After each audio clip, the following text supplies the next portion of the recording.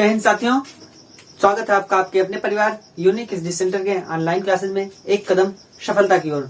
तो बात करें तो आपको सबसे पहले ये जान के बहुत खुशी होगी कि हम शुरू करने वाले हैं कक्षा 11 का जो सिलेबस था केमिस्ट्री का, उसका जो दूसरा बुक है यानी जो सेकंड बुक है आपका, उसको हम शुरू करने वाले हैं। अब हम सेकंड बुक को भी पढ़ेंगे, ठीक है। तो चलिए आपको पहले बता देते हैं कि सेकंड बुक में हमको कौन कौन सी चीजें पढ़नी है, ताकि आपको जानकारी हो जाए कि हाँ कौन कौन से चैप्टर्स हैं जिनके बारे में हमको सेकंड बुक में पढ़ना है, ठीक है। तो देखिए पहला चैप्टर सेकंड बुक में होगा क्या, बुक एंड सेकंड और यूनिट, इसके यूनिट्स देख लीजिए कौन कौन से हैं। तो इसमें यानी आपके सिलेबस का 8वां यूनिट और इस बुक का जो पहला यूनिट होगा वो होगा रेडॉक्स रिएक्शंस। यानी रेडॉक्स रिएक्शंस क्या होते हैं, जिसको हम बोलते हैं अपचय अपचय अपक्रियाएं, यानी कि जिसमें हम पढ़ेंगे ऑक्सीडेशन रिएक्शन, साथ में रिडक्शन रिएक्शन जिसको बोलते हैं ऑक्सीकरण अपक्रिया और अपचयन अपक्रिया, हम इसको पढ़ेंगे यहाँ पे, ठीक है।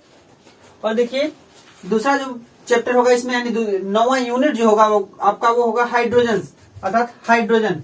हम यहाँ पे हाइड्रोजन के बारे में पूरी जानकारी करेंगे कि हाइड्रोजन किस प्रकार से होते हैं, ठीक है। इसी तरीके से आपका तीसरा चैप्टर जो होगा इस बुक का और टोटल यूनिट जो होगी 10वीं यूनिट वो होगी आपकी द एस ब्लॉक एलिमेंट, अर्थात एस ब्लॉक तत्व। हम देखेंगे एस ब्लॉक के तत्वों के बारे में।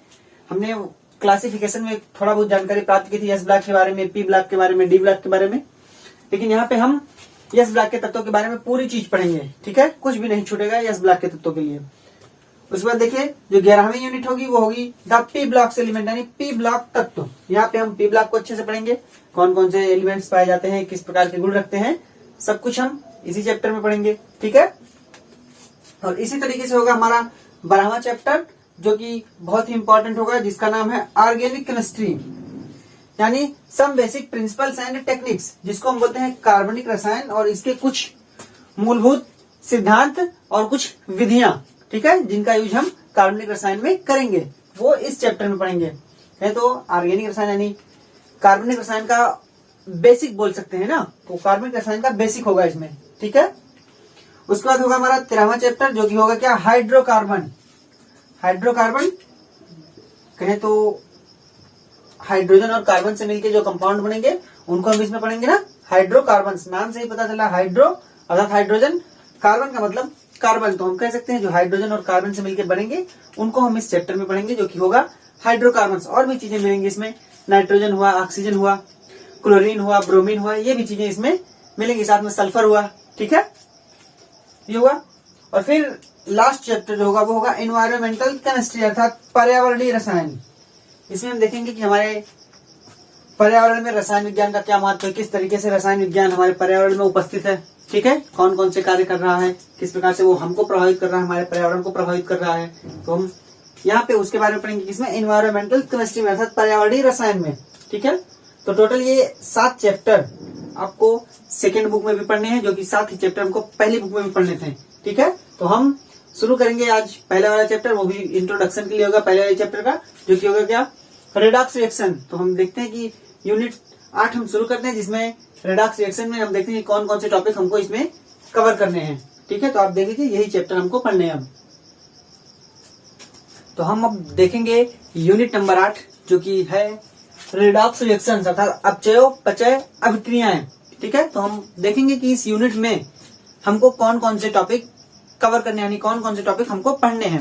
तो पहले तो चैप्टर का नाम जो है वो तो जानना होगा कि चैप्टर का नाम कहना क्या चाहता है।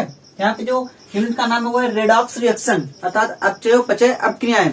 तो रेडॉक्स रिएक्शन क्या होते हैं, थोड़ा बहुत जानकारी हो सकता है आपको हो ना हो, तो मैं बता दूं कि 2 प्रकार के रिएक्शन सब पढ़ते हैं। एक तो ऑक्सीडेशन रिएक्शन यानी जिसको हम बोलते हैं ऑक्सीकरण अपक्रिया, और एक पढ़ते हैं हम, और इसी ऑक्सीकरण को बोलते हैं उपचयन अपक्रिया, ठीक है। और एक हम पढ़ते हैं रिडक्शन रिएक्शन जिसको हम बोलते हैं अपचयन अपक्रिया।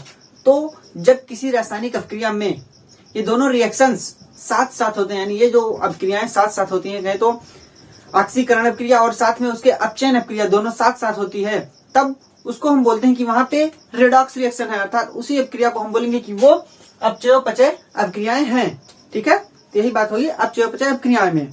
देखिए इस चैप्टर में हमको जो पहला टॉपिक पढ़ना है वो पढ़ना है classical idea of redox reaction, यानी जो अपचय अपचय क्रियाएं होती हैं उनकी जो क्लासिकल अवधारणा होती है, कहें तो जो पुरानी अवधारणा होती है, ठीक है, उसी के बारे में हमको इस पहले टॉपिक में जानना है। Classical idea of redox reaction, यानी अपचय अपचय अपक्रियाओं की जो पुरानी अवधारणाएं हैं, क्या कहें तो शास्त्रीय, क्लासिकल मतलब शास्त्रीय होता है, तो जो शास्त्रीय अवधारणाएं हैं उसके बारे में हमको जानना है।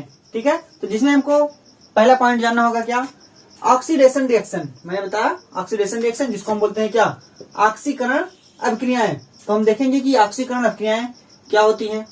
ठीक है, और दूसरी बात इसमें हम जानेंगे रिडक्शन रिएक्शंस, यानी अपचयन अभिक्रियाएं क्या होती हैं, और इसी ऑक्सीकरण अभिक्रिया को उपचयन अभिक्रिया भी बोलते हैं। ठीक है, और इसको अपचयन अभिक्रिया।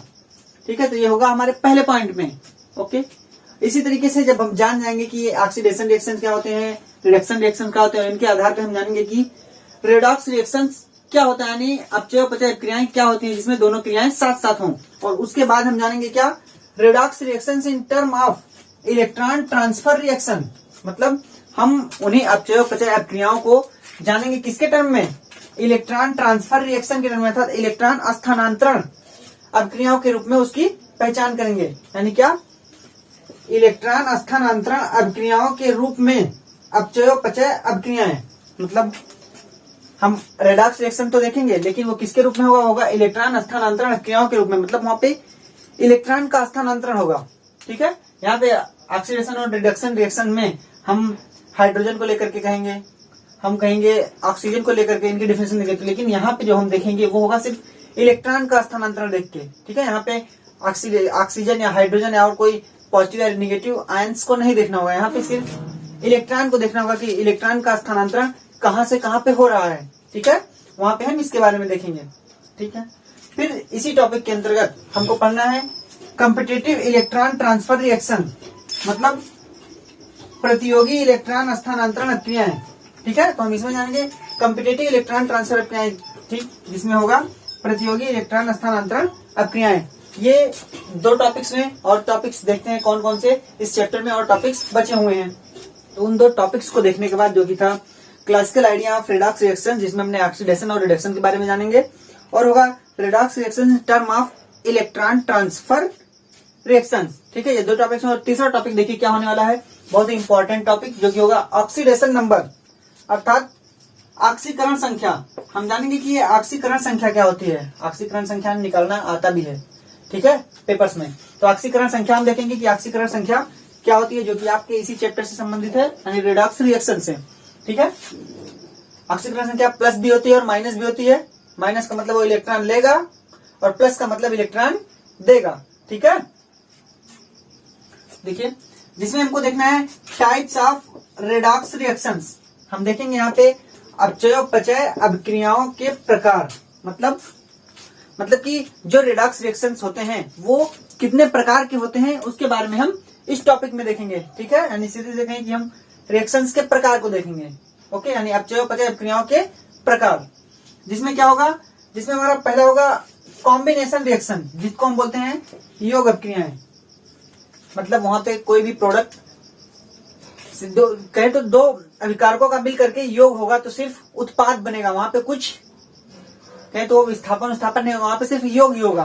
ठीक है, जितने भी अभिकारक लिए जाएंगे उन सबका योग बनके एक अकेला कंपाउंड बनेगा। ठीक है, जिसको बोलेंगे हम क्या, योग अभिक्रिया, अर्थात कॉम्बिनेशन रिएक्शन। देखेंगे ये किस प्रकार से होगा। और दूसरा होगा डीकम्पोजिशन रिएक्शन, जहाँ पे अपघटन अभिक्रिया जिसको हम बोलेंगे, मतलब कोई भी यौगिक होगा वो अपघटित होगा अपने अवयवों में, यानी टूटेगा। ठीक है, तो उसको हम बोलेंगे क्या, डीकम्पोजिशन रिएक्शन। उसके बाद डिस्प्लेसमेंट रिएक्शन, जिसको हम बोलते हैं विस्थापन अभिक्रियाएं, जिसमें हो सकता है विस्थापन अभिक्रिया दो प्रकार की होती है, एक तो एकल विस्थापन, एक होता है द्विविस्थापन। तो एकल विस्थापन मतलब जिसमें सिर्फ एक कंपाउंड से विस्थापन होता है, लेकिन द्विविस्थापन में दोनों कंपाउंड से विस्थापन होता है। कहें तो दोनों कंपाउंड का आप एक दूसरे से आदान प्रदान होता है कुछ स्पेशल, कहें तो स्पेशल एलिमेंट्स का। ठीक है, तो उसमें हम देखेंगे क्या होता है, विस्थापन अभिक्रिया। ओके, फिर होगा हमारा जो इसमें चौथा प्रकार और लास्ट टाइप होगा वो होगा डिस्प्रोपोर्शनेशन रिएक्शन, मतलब असमानुपातन अभिक्रिया। तो हम देखेंगे कि असमानुपातन अभिक्रिया क्या होती है यहाँ पे, जो कि होगा चौथा प्रकार। तो कहने का मतलब ये चार प्रकार होंगे रेडॉक्स रिएक्शंस के। एक होगा कॉम्बिनेशन रिएक्शन, यानी जिसको हम बोलेंगे योग अभिक्रियाएं। दूसरा होगा डीकम्पोजिशन रिएक्शन, जिसको हम बोलेंगे अपघटन अभिक्रियाएं। ठीक है। और इसी तरीके से तीसरा होगा डिस्प्लेसमेंट रिएक्शन, जिसको हम बोलेंगे विस्थापन अभिक्रियाएं। और चौथा होगा हमारा डिस्प्रपोर्शनेशन रिएक्शन, जिसको हम बोलेंगे असमानुपातन अभिक्रियाएं। ठीक है, तो ये तीसरे टॉपिक के अंतर्गत होगा। और क्या होगा देखिए, इसी में हम जानेंगे बैलेंसिंग ऑफ रेडॉक्स रिएक्शन, अर्थात अपचयोपचय अभिक्रियाओं का संतुलन। तो बैलेंसिंग मतलब किसी भी रिडॉक्स रिएक्शन को यानी अपचयोपचय अभिक्रिया को बैलेंस करना। ठीक है, बैलेंसिंग मतलब क्या होता है, जैसे हम एक टॉपिक पढ़ते हैं ना, क्या, द्रव्यमान संरक्षण का नियम, यानी लॉ ऑफ मास कंजर्वेशन या कंजर्वेशन लॉ ऑफ मास। ठीक है, इसको हम बोलते हैं द्रव्यमान संरक्षण का नियम। तो उसी के कारण हमको कोई भी रिएक्शन यानी कोई भी अभिक्रिया उसी नियम के कारण ही हमको उसको संतुलित करना होता है। ठीक है, और उसी में हम देखेंगे कि हम इस रेडॉक्स रिएक्शन को कैसे बैलेंस करेंगे, अर्थात इस अपचयोपचय क्रिया जो होती है उसको हम कैसे बैलेंस यानी कैसे संतुलित करेंगे, जिसके लिए दो विधियां यहाँ पे दी गई हैं। देखिए, पहली विधि होगी ऑक्सीडेशन नंबर मेथड, मतलब ऑक्सीकरण संख्या विधि, वही ऑक्सीकरण संख्या जो हम यहाँ ऊपर पढ़ेंगे, ऑक्सीडेशन नंबर। ठीक है, उसी के अनुसार हम अलग अलग एलिमेंट्स की ऑक्सीकरण संख्या निकालेंगे और तब उस अभिक्रिया को हम संतुलित करेंगे। ठीक है, तो ये होगा पहले मेथड द्वारा, यानी ऑक्सीडेशन नंबर मेथड द्वारा। ठीक है, और इसी तरीके से जो दूसरा मेथड होगा वो होगा हाफ रिएक्शन मेथड, अर्थात अर्ध अभिक्रिया विधि। यहाँ पे हम अर्ध अभिक्रिया विधि यानी कहें तो ऑक्सीकरण अभिक्रिया उसमें से उठाएंगे या अपचयन अभिक्रिया उठाएंगे, उसके आधार पे हम इस रेडॉक्स रिएक्शन को संतुलित करेंगे। ठीक है, तो ये दो तरीका दिया गया है रेडॉक्स रिएक्शन को बैलेंस करने के लिए, यानी अपचयोपचय अभिक्रियाओं को संतुलित करने के लिए, जिसमें पहला ऑक्सीडेशन नंबर मेथड और दूसरा होगा हाफ रिएक्शन मेथड, अर्थात अर्ध अभिक्रिया विधि। हम देखते हैं कि इस तीसरे टॉपिक में और कौन सी चीजें हैं। अभी दो टॉपिक इसमें और है, देख लेते हैं उसको कौन कौन से टॉपिक्स और बचे हुए हैं। तो इस चैप्टर में जो बची हुई टॉपिक्स हैं उसी ऑक्सीडेशन संख्या अर्थात ऑक्सीकरण संख्या के अंतर्गत ही जो दो टॉपिक्स हमने देखा, तीसरी टॉपिक होगी redox reactions as the basis for titration. ये टाइट्रेशन एक नया शब्द हो सकता है, आपने पहले सुना हो या ना सुना हो, तो हम यहाँ पे देखेंगे। ठीक है, तो क्या होगा, अपचयोपचय अभिक्रियाओं पर आधारित अनुमापन, ये होता है टाइट्रेशन। ठीक है, तो हम इसी ऑक्सीकरण संख्या के अंतर्गत देखेंगे क्योंकि ये इसी से संबंधित है। ठीक है, तो क्या, redox reactions as the basis for titration, अर्थात अपचयोपचय अभिक्रियाओं पर आधारित अनुमापन। और इसी के बाद इसी में चौथा जो पॉइंट होगा वो होगा limitations of concept of oxidation number, मतलब ऑक्सीकरण अंक धारणा की सीमाएं, या कहें तो ऑक्सीकरण संख्या की सीमाएं, सीमाएं बोल सकते हैं या कमियां बोल सकते हैं भाई। लिमिटेशंस मतलब वही होता है सीमाएं या कमियां। ठीक है, तो हम देखेंगे कि ऑक्सीकरण संख्या की सीमाएं कहां तक है, यानी कहां तक ये लागू होगा और कहां के बाद ये ना लागू होगा। ठीक है, कहां के बाद ये नहीं माना जाएगा अर्थात अमान्य होगा। ठीक है, फिर इसी चैप्टर का चौथा और लास्ट पॉइंट यानी लास्ट टॉपिक जो होगा वो होगा redox reactions and electrode process. ये एक पॉइंट और मिलेगा, इलेक्ट्रोड प्रोसेस। ठीक है, हम यहाँ पे देखेंगे कि अपचयोपचयन अभिक्रियाएं तथा इलेक्ट्रोड प्रक्रम, अर्थात किसी इलेक्ट्रोड में ये अपचयोपचयन अभिक्रियाएं अर्थात रेडॉक्स रिएक्शंस कैसे होते हैं। इलेक्ट्रोड मतलब वही जिसको हम कैथोड बोलते हैं, एनोड बोलते हैं, लेकिन कॉमनली उनको हम इलेक्ट्रोड का नाम देते हैं, यानी कॉमनली अगर हम कहें तो उनको हम इलेक्ट्रोड बोलते हैं। ठीक है, तो ये होगा हमारे रेडॉक्स रिएक्शन का चौथा पॉइंट और लास्ट पॉइंट, जिसमें हम देखेंगे कि रेडॉक्स रिएक्शंस किस तरीके से संबंधित होगा इलेक्ट्रोड प्रोसेस से अर्थात इलेक्ट्रोड प्रक्रम से। ठीक है, तो ये पूरे टॉपिक्स हमको इस चैप्टर में अपने पढ़ने हैं, जिसमें पहला टॉपिक था classical idea of redox reactions, जिसको हम बोलते हैं ऑक्सीडेशन या रिडक्शन अभिक्रियाएं। ठीक है, यानी ऑक्सीकरण अभिक्रिया या फिर अपचयन अभिक्रिया। फिर हम देखेंगे redox properties in terms of electron transfer reaction, मतलब इलेक्ट्रॉन स्थानांतरण अभिक्रियाओं के रूप में अपचयोपचय अभिक्रियाएं हम देखेंगे। ठीक है, और इसी प्रकार होगा जिसके अंतर्गत हम पढ़ेंगे कॉम्पिटिटिव इलेक्ट्रॉन ट्रांसफर अभिक्रियाएं अर्थात प्रतियोगी इलेक्ट्रॉन स्थानांतरण अभिक्रियाएं। ठीक है, फिर तीसरा पॉइंट होगा इसमें ऑक्सीडेशन नंबर, जिसमें हम जिसको बोलते हैं हम ऑक्सीकरण संख्या, जिसमें पहला पॉइंट हम पढ़ेंगे टाइप्स ऑफ रेडॉक्स रिएक्शंस। ठीक है, जिसमें पहला होगा हमारा कॉम्बिनेशन रिएक्शन, जिसको हम बोलते हैं योग अभिक्रियाएं। दूसरा होगा हमारा डिकम्पोजिशन रिएक्शन, जिसको हम बोलते हैं अपघटन अभिक्रियाएं। और तीसरा होगा हमारा डिस्प्लेसमेंट रिएक्शंस, जिसको हम बोलते हैं प्रतिस्थापन अभिक्रिया। ठीक है, और इसी तरीके से चौथा पॉइंट जो होगा वो होगा डिस्प्रोपोर्शनेशन रिएक्शन, जिसको हम बोलते हैं असमानुपातन अभिक्रियाएं। और ये किसके अंतर्गत पढ़ेंगे हम ये चारों चीज, टाइप्स ऑफ रेडॉक्स रिएक्शन अर्थात अपचयोपचय अभिक्रियाओं के प्रकार के रूप में। ठीक है, फिर जो इसमें दूसरा पॉइंट होगा वो होगा हमारा बैलेंसिंग ऑफ रेडॉक्स रिएक्शन, अर्थात अपचयापचय क्रियाओं को संतुलित करना, जिसके लिए दो विधियां दी गई हैं। पहली विधि होगी ऑक्सीकरण संख्या विधि और दूसरी विधि होगी अर्ध अपक्रिया विधि, ठीक है, यानी जिसको हम बोलते हैं ऑक्सीडेशन नंबर मेथड, और दूसरा होगा हाफ रिएक्शन मेथड। और इसके बाद जो इसी में तीसरा पॉइंट होगा वो होगा redox reactions as the basis for titration, मतलब हम अपचयापचय अपक्रियाओं पर आधारित अनुमापन को देखेंगे, कौन कौन से अनुमापन है जो इन अपक्रियाओं पे आधारित हैं, ठीक है। और इसी के साथ जिसमें चौथा पॉइंट होगा वो होगा limitations of concept of oxidation number, अर्थात ऑक्सीकरण अंक धारणा की सीमाएं। हम देखेंगे कि कहाँ कहाँ पे ऑक्सीकरण संख्याएं लागू होंगी और कहाँ कहाँ पे ऑक्सीकरण संख्याएं फेल हो जाएंगी। और इसके बाद जो चौथा और आखिरी पॉइंट होगा इस चैप्टर का वो होगा redox reactions and electrode process, अर्थात अपचयपचन अपक्रियाएं तथा इलेक्ट्रोड प्रक्रम, ठीक है। तो ये दूसरी बुक के पहले चैप्टर होगा, यानी कि टोटल कहें अगर पूरी सिलेबस का कहें तो ये 8वां यूनिट है, ठीक है। कौन सा? रेडॉक्स रिएक्शन अर्थात अपचयपचन अपक्रिया। और ये जो वीडियो पढ़ने वाला है ये आपकी दूसरे प्लेलिस्ट में है ना, दूसरी प्लेलिस्ट में आप इसको आसानी से पढ़ सकें। और जितने भी वीडियो इस दूसरी बुक के पढ़ेंगे वो सब इसी प्लेलिस्ट में रहेंगे। पहली वाली प्लेलिस्ट में सिर्फ पहली बुक के वीडियो पढ़ेंगे, ठीक है, और दूसरी प्लेलिस्ट में ही यानी इसी वाले में ही इस बुक के सारे वीडियो पढ़ेंगे, ठीक।